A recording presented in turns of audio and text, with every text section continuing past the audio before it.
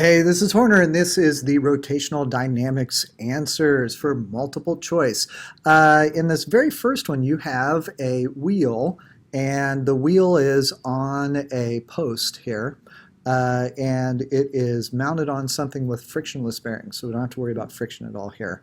You have a couple masses. One of the masses is tied to the smaller radius pivot point here, and the other mass is tied to the bigger disk, and these two things are connected together. They want to know if the system remains at rest even after being released, which of the following must be true. So we know that the torques should be equal on both sides. So the torque of the force number 1, which is mg, so that would be your force here, times r should be equal to the force of m2g times 3r. And so that's the bigger one. So this r is actually 3r. So m1gr is equal to m12g3r. Cross off your g's, then you get m1r is equal to 3 times m2r. Get rid of the r's, and now we have m1 is equal to 3 times m2. So even if it remains at rest, we know that m1 is equal to 3m2. If both masses are equal, if the system is released from rest, which mass will accelerate upward and which mass will have a greater magnitude of acceleration? So the one that's going to accelerate upward is going to be m1, and m2 will accelerate downward, but because there is more string per unit turn, it will accelerate at a higher rate. So m1 will accelerate up, it'll go up, m2 will go down, that's the easy part, and then m2 will have a bigger acceleration because there's more rope, so it has to cover more distance in a period of time and should accelerate at a quicker rate. For number 3, this is a shopping cart. You're looking at it from the top down. And this shopping cart has 3 wheels that roll on frictionless bearings, and then one of those wheels does not. And they want to know, first of all, which wheel has friction in it. And the other thing they want to know is what is the magnitude of that friction compared to this force pushing it. So it is told to us that the center of the mass does speed up and that it turns to the left.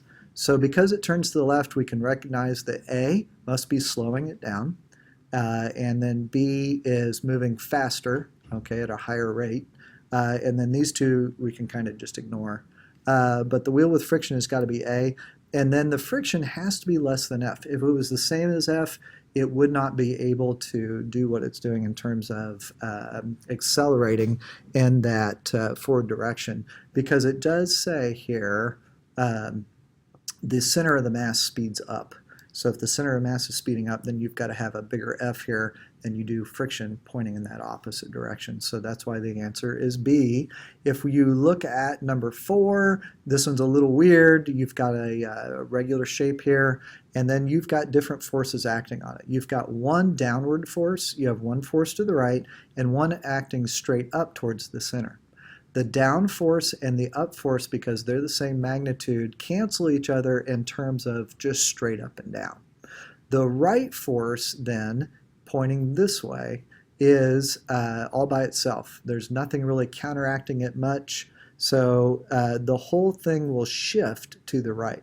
So this whole box, or this is what is a 6-sided figure, it's a hexagon, it will shift, and so it will move in this direction, okay, so it will come over here, but at the same time it's also going to rotate, and when it rotates it will also rotate clockwise. This is making a counterclockwise, this is making a clockwise torque, the right one is making a counterclockwise torque, but the biggest one here is going to be the torque down is going to be bigger than the torque to the right. So that is what you will see on number 4. So your correct answer here is letter A. Number 5, you have a plank with a length L, and you have a person walking out to the edge of the plank.